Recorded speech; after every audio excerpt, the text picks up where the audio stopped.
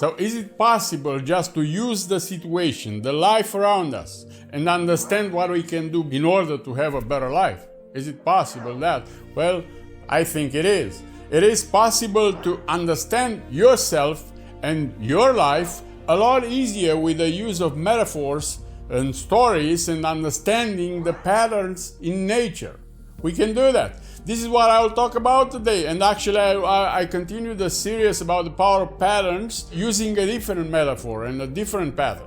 In this video I'll use the metaphor of a garden versus your life. So welcome to my channel. My name is Gabriel with engineeringpossibility.com, and I will do my best to share my knowledge and my experience of life in this matter. Now let's get right into the subject.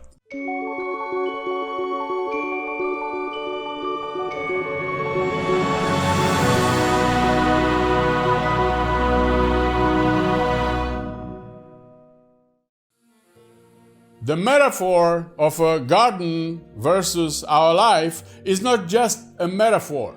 It is also a pattern of thinking and behavior that we can observe in nature and learn from it, and of course apply it into our lives. Apply, it's the difference that makes the difference. It doesn't matter if you understand it intellectually, it makes no difference, but if you apply it, it will make a lot of difference. Now, I want you to imagine something. Take a moment and imagine that you have the most wonderful piece of land. The most wonderful piece of land. You don't just really know. You are certain that whatever you plant there, the land will return it to you multiplied.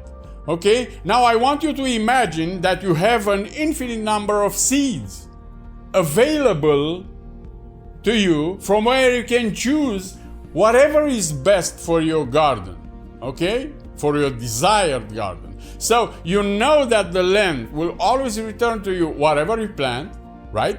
And you know that you can eat, this is a rule, you can eat only from your own garden and your own crop. Make no mistake, you can't eat from others.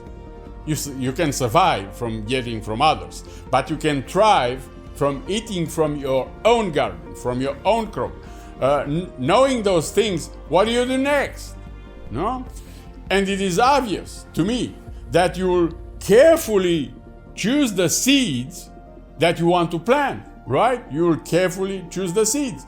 Well, it's the same thing with your life. The universe is the land, and it will return to you multiplied what you plant in it, what you plan for your life. Your world and your existence here is your garden, and it is entirely within your power to choose whatever results you want. And you are fully responsible for the designing of the garden of your life and for planting the right seeds. Isn't that so? You don't let anyone else to plant seeds there, for yourself. You plant them yourself as you want. And I think it should be so. I really think it should be so. That's why I'm a trainer. I do it on myself, and I think it should be so. It could be so.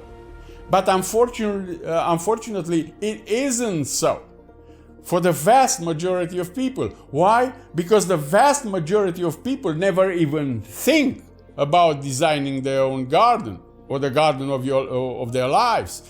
Even now, when there is so much information about it, you have so much information about how to design your garden, not only your garden outside, in the yard and plant there, but the garden of your life, how to design your life. You have a lot of information. And what the majority of people do, they wander around through their existence, through their lives, throwing around random seeds, sometimes poison seeds, but they need and they hope for a good crop. Isn't that funny? Jim Rohn put it this way. He said, don't go to the field with a need, go with a seed. Okay, go with the seed. So the first thing we must do when we have such a resource and opportunity is to consciously design your garden and consciously plant the right seeds for you. Okay? Before we take the next step, I just wanted to mention you that when you have the land, the seeds, the resources, but you have no design, you have no desire for your garden, just move around and plant around whatever, somebody else that has a design for their garden will notice you and your potential and your land, and they will make a design for you, but not for your benefit, but for their benefit, for their profit. They will benefit from the crop that you plant on your garden because they have a design for that.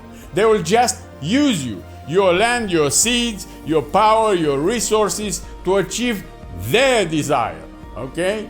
And they will give you just enough of the crop to survive and to be able to work on the garden that is theirs, is not yours anymore. Okay? What happens when you run out of resources or your garden is depleted, your land is depleted? What happened then? Well, you become a liability for them and they will discard you. They will get rid of you and you will become a desert. Okay? You won't have anything to eat. You will wait for the government to pay you I don't know what pension, and they won't because they care about them, not about you. Make no mistake about that. So it is better to have your own design and plan for yourself, and it's never too late to do so. Even if you fail, even if a natural disaster will destroy most of your garden, you will still survive. And you will be a master and not a slave. You will be an owner and not a slave. You will work for yourself, not for others. But if you do, I promise you that if you do what is necessary, when is necessary, you can't fail. You can't fail. You can't entirely fail. You'll have some moments. You'll have some failures, but on the big picture, you won't fail. So what's next? We have the land, we have the design, we have the seeds planted, and what do? Well, first of all, after we did that, what was necessary to do, we let go of it and we let the creation do its job. We are patient and trust the universe that will grow our plants.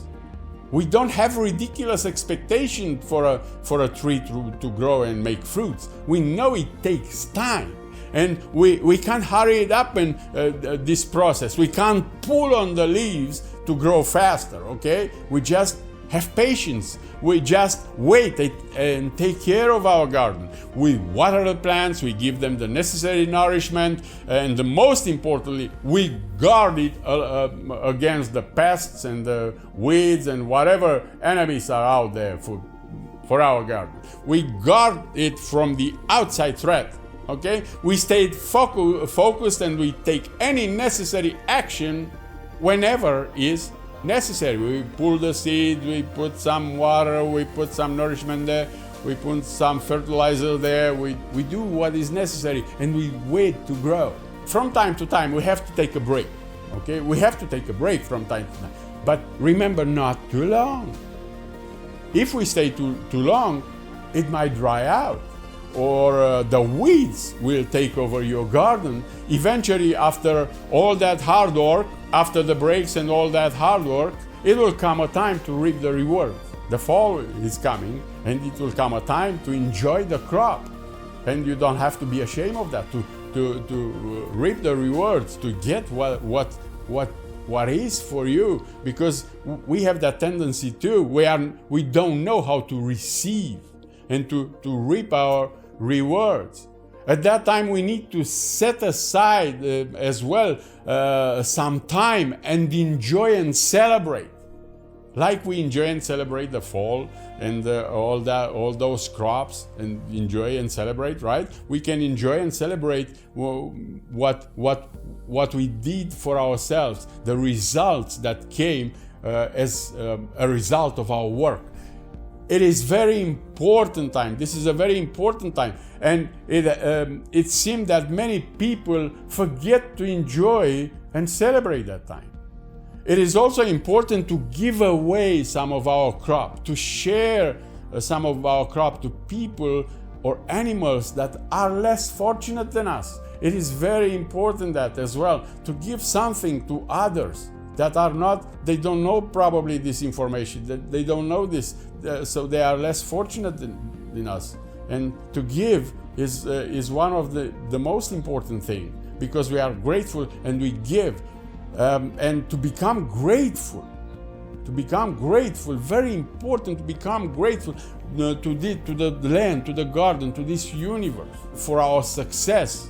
That will multiply, that will help us throughout bad times, throughout winter. And even though we know that any human being is able to do that, to do what we do, there is no need to judge them when we give something, because we don't really know what's wrong with their lives. You give something with all your might, with all your soul. When you give, you don't judge.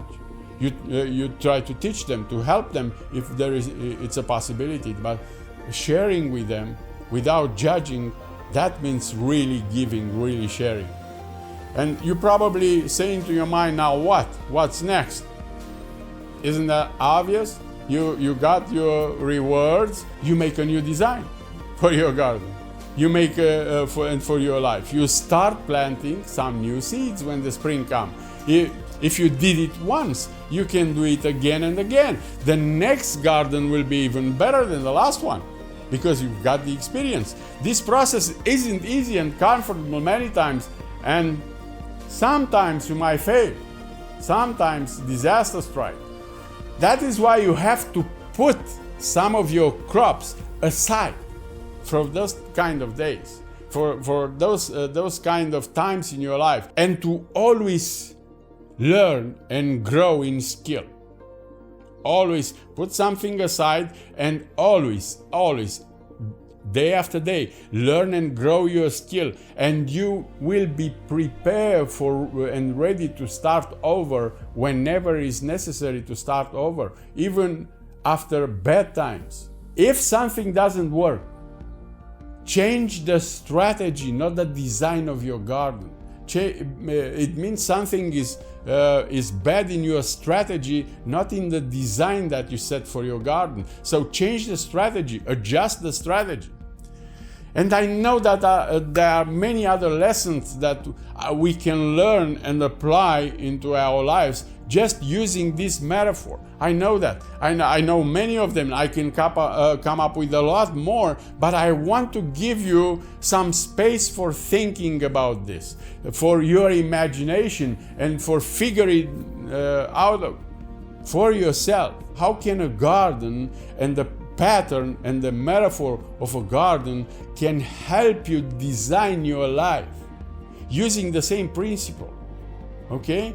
So if you decide to take full control of your garden and of your life, I still do have more valuable information for you and for your journey, but in the next video. So stay tuned for the next lesson, and if you didn't subscribe yet, just hit the subscribe button and bell notification so you will know when I put new content here. And if this video helped you in any way, I will appreciate it if you share it with others and if you comment. I'm sure you know people that really need to design or redesign their own garden. I'm sure you know that. And I'm sure you know people that really need to become aware of this. Okay? So I look forward to see you on the next lesson. Until then, I wish you all the best. God bless you, and don't forget, design your garden and keep an eye on your garden. Thank you.